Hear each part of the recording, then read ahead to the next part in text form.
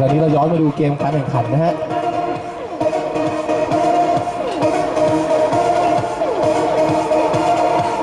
เฮ้ย1-1ครับอย่างนี้ยังไม่พอนะเทียนทะเลยังคงตกที่2อยู่ดีครับถ่ายทางขวาลิงก็ดีโดนบีบแข่มาที่ยุทธนี่ผมมาแข่งก็เป็นทีมมายุทธไหลให้น้องง่ายๆว่าโดนเกียร์ทิ้งก่อนนะลูกนี้ไม่มีใครลูกนี้ก็ยังคงเป็นบอลของด้านริมก็ดี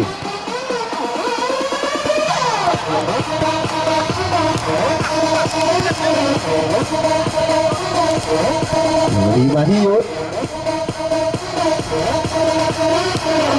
ลงมาแล้วนะแต่ได้ทุ่มอยู่ก็ดีถูกเร็วเลยครับลวกยิงไงในเข้ากรอบไว้ตรงนี้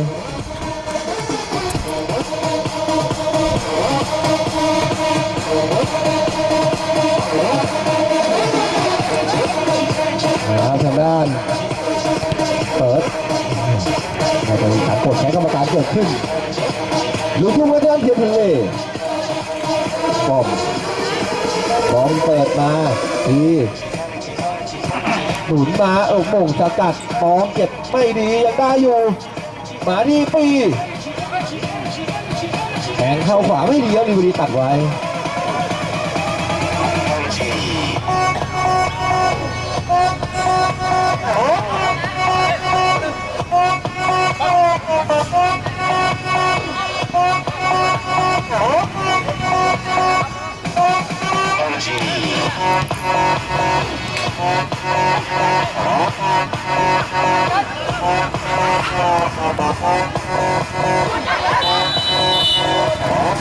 ลูกนี้แฮนด์บอลนะ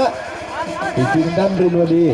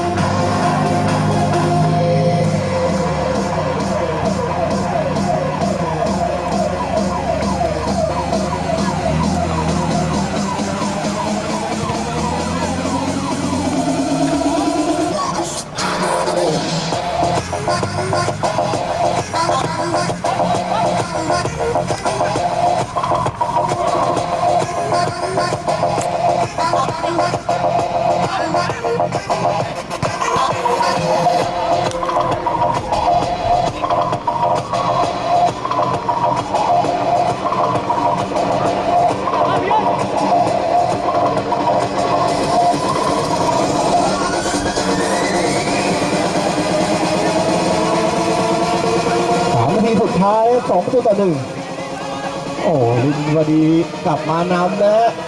จบแบบนี้นี่เทียนทะเลจะเข้าที่2ของกลุ่มแน่นอนแล้วนะไม่มีพลิกล็อกนะฮะแต่ลินวดีนี่ต้องบอกว่ามาเครื่องแรงในช่วงท้ายมาชนะ2 นัดติดตอนหลังนี่นะฮะ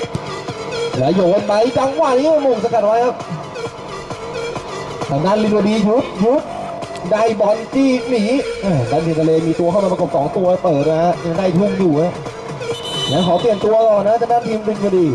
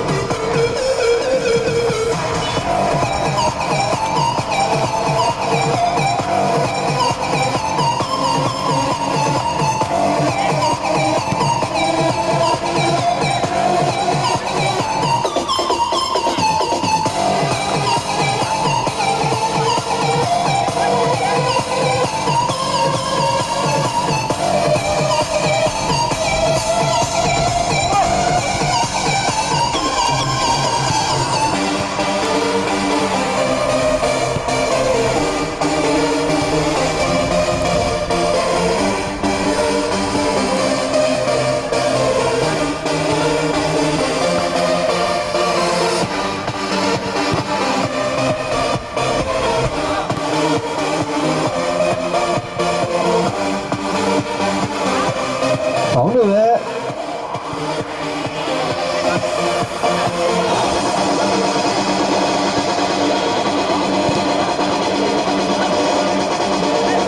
ดีเก็บบอลไว้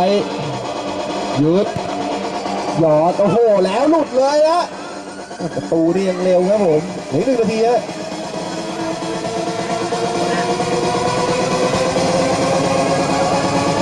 คู่ต่อไปเตรียมลงสนามครับแจกแต้มกลุ่ม4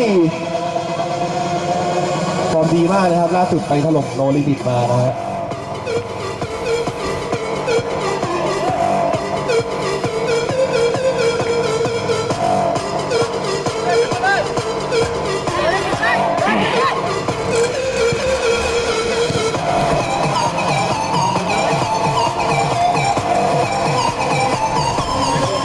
หลุดไหมไม่หลุดนะได้อยู่กับเทียนทะเลเปิดแล้วก็ปีขึ้นมาครับลูกนี้อยู่ที่ปีโอ้โหตีเข้าในโดนแย่งไว้ปีเสียบอลครับลิงกว่าดีดึงกลับโดนสะกิดนิดนึงยังได้อยู่ครับ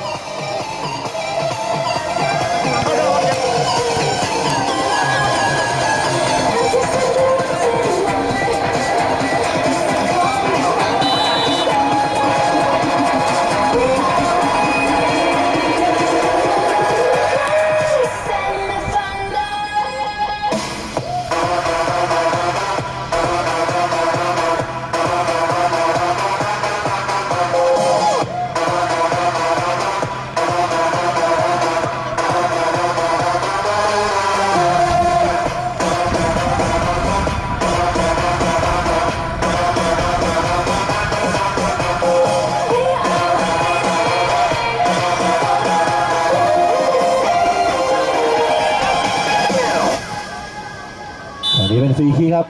เทียนทะเลหยอดหม่งสกัดไว้ครับลินวดีแล้วเวลาการแข่งขันนะลินวดีก็ชนะไป2-1ครับลินวดีนี่เข้าที่4อยู่แล้วนะส่วนเทียนทะเลครับจบด้วยการเข้าที่2ของกลุ่มนะรอบแรกนั้นเรียบร้อยแล้วนะเดี๋ยวจะจับสลากกันนะฮะ